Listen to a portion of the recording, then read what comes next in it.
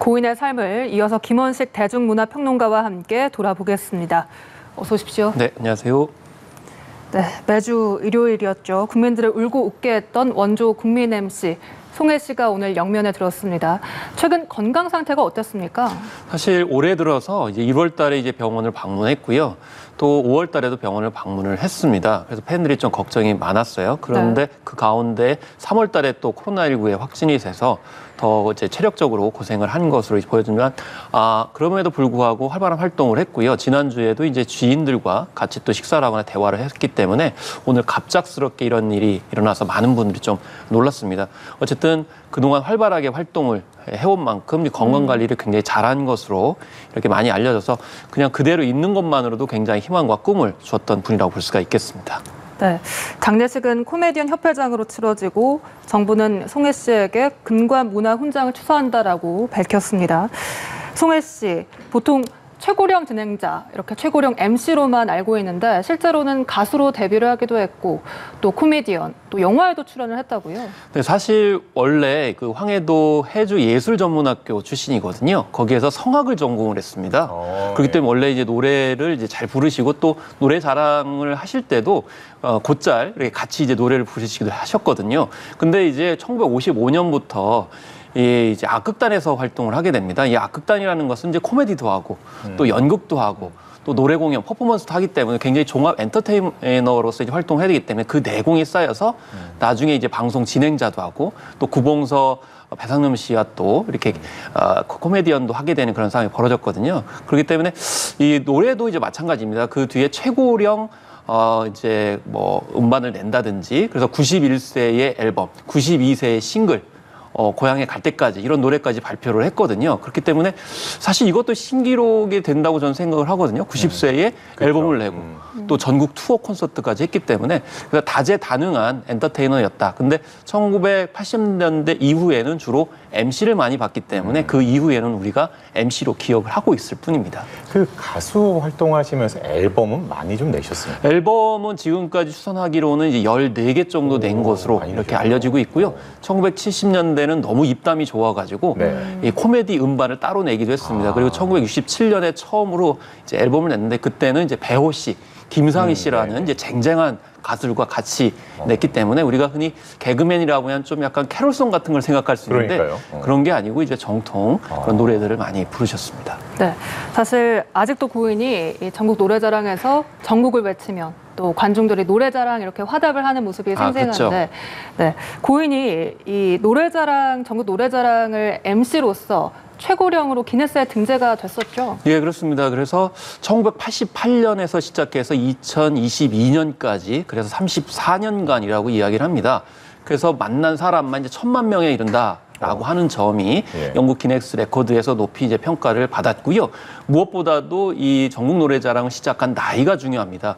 61세에 시작을 했거든요. 그래서 95세에 이르는 굉장히 긴 기간. 어떻게 보면 다른 진행자들은 은퇴할 나이에 오히려 시작을 해서 무엇보다 중요하고요. 특히 두 가지 특징이 있는데 하나는 현장성하고 지역성입니다. 전국 노래자랑이라는 게 현장을 가서 비가 오나 눈이 오나 가는 거고 그리고 지역 주민들과 만나기 때문에 사실 오디션 프로그램들이 상당히 많이 있습니다만은 최초의 대국민 오디션 프로그램이다.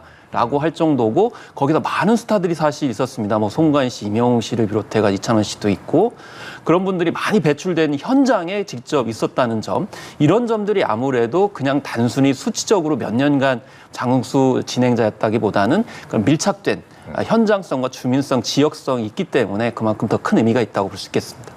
네, 송혜 씨가 이렇게 오랫동안 사랑을 받을 수 있었던 이유는 뭐라고 분석하십니까? 무엇보다도 서민적인 거죠. 그래서 이 앞에 종로 3가에 송혜길이 있습니다. 저도 많이 왔다 갔다 하고 또 길에서 만나 뵙기도 해요.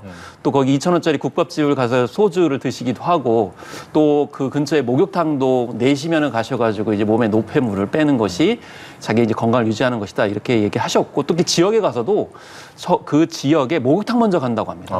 그래서 다 알몸인 상태로 지역 주민들과 얘기를 하다 보면 굉장히 그 친화적이고 지역을 잘 알게 된다고 합니다. 그리고 이 진행 방식이 굉장히 독특하죠. 뭐냐면 이제 딱 만나가지고 농담 혹은 심지어는 간단한 퍼포먼스를 하기도 하고 연극을 하기도 하고 심지어 그 지역 주민들 참여자들이 음식을 준비해 오거나 그러니까요. 약간 짓궂은 장난을 하는 경우도 있어요. 근데 그걸 다 받아주고 포용을 하기 때문에 하나로 어울릴 수 있다. 사실은 그 전에도 몇몇 진행자가 있었지만은 한계가 많았어요. 같이 어울리질 잘 못하는 거거든요. 그래서 전 세대와 젊은 꼬마부터 어르신까지도 같이 이렇게 어울릴 수 있는 국민 MC이기 때문에 그동안 좀 다른 그 MC를 구하려고 했었는데 잘 안 되는 그런 상황이 대체 불가능한 그런 측면들 때문이었다. 그래서 이 서민적이면서도 사람들과 융화시키는 그런 전 국민적인 MC의 특징 때문에 올해 이렇게 인기가 있으셨고, 그래서 오빠라는 말을 이제 뭐 70대, 80대, 90대에도 듣고 흐뭇해하던 중고등학생들이 나와서 네. 송혜 씨를 향해서 이렇게 오빠, 뭐 형, 뭐 이렇게 하기 하는 때문에 게 상당히 좀 그걸 이제 인상적으로 다 남아있습니다. 받아주시고 하기 때문에 사실 조용필 씨도 이 초등학생들이 형이라고 부르는 게 가장 좋았다 이렇게 얘기를 하거든요. 그래서 이 형만큼 좋은 국민적 호칭도 없다고 볼 수가 있겠습니다. 네, 송혜 씨가 생전에 가장 좋아하는 수식어로 오빠를 꼽기도 했었습니다. 송혜 씨에게 전국 노래자랑은 정말 특별할 것 같은데 그 시작도 궁금하거든요. 가족사로 한동안 방송을 중단했다가 이 전국 노래자랑을 만났다고요? 네, 그렇습니다. 그래서 1988년 5월에 이제 시작을 했는데 그 전에 이제 아드님이 이제 불의에 타계를 하게 됐거든요. 그렇기 때문에 굉장히 우울증에 빠져 있었습니다. 심지어는 일부 보도에 따르면은 극단적인 선택까지도 시도했었다라는 이야기들이 나왔습니다. 그래서 두문분출했던 상황인데 어떻게 보면 그 공간에서 밖으로 나올 수 있는 계기가 전국 노래자랑이었고 아마 많은 사람들을 만나셨기 때문에 오히려 본인 스스로도 치유의 효과가 있었지 않았을까 이런 생각이 좀 들기도 하거든요. 그런데 6개월 정도 하다가 개인적인 사정으로 하지 못하게 됐던 즈음이 있었습니다. 저도 기억이 납니다. 근데 그때 난리가 났었어요. 송혜 씨를 빨리 불러와라 이렇게 얘기를 할 정도였기 때문에 결국에는 전 국민이 다시 또 소환을 해서 지금까지 이제 오게 됐던 그런 상황이었습니다. 결국 국민에서 시작해서 국민으로 이루어졌던 그런 송혜 씨의 일대기라고 볼 수가 있겠습니다. 이 송혜 씨의 예명에도 이 시장민의 애환이 담겨 있다고 하던데 이 예명이 어떻게 이루어졌는지도 설명을 해주시죠. 사실 이 송혜 선생님은 또 남북 관계에서도 굉장히 중요한 의미를 차지를 합니다. 이 황해도가 고향이었고요. 이제 한국 전쟁 당시에 남한으로 이제 피난을 오게 되는데 그때 이제 징집을 피해서 오거든요. 인민군으로 이제 오라는데 가지 않고 남한으로 온 건데 어렵게 탈출을 해가지고 유엔군 선박을 탔다고 합니다. 어렵게 탔기 때문에 거기서 여러 가지 회한이 들었겠죠.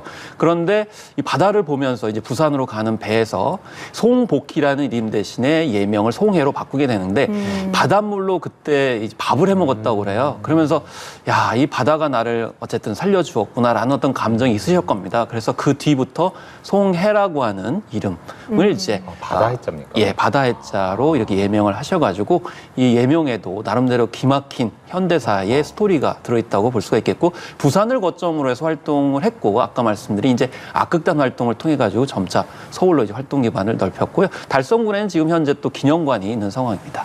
네, 실제로 송혜 씨가 과거 전국 노래자랑 촬영으로 북녘 땅을 밟은 적도 있지 않습니까? 그렇습니다. 2003년입니다. 2003년에 평양의 모란봉 공원에서 북한의 이제 사회자와 함께 진행을 했었습니다.